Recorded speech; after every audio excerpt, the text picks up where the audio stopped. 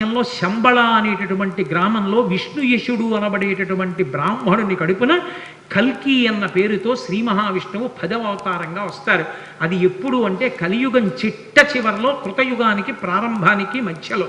ఆయన శ్వేతాశ్వాన్నెక్కి కాషాయ పతాకాన్ని చేతిలో పట్టుకుని అధర్మంతో మిగిలిపోయినటువంటి బలవంతులై రాజ్యాలు ఆక్రమించినటువంటి వాళ్ళు, అధికారానికి తగినటువంటి అర్హతలు లేకపోయినా సింహాసనాల మీద కూర్చొని పరిపాలన చేసే ప్రభువులందరినీ దునుమాడతాడు.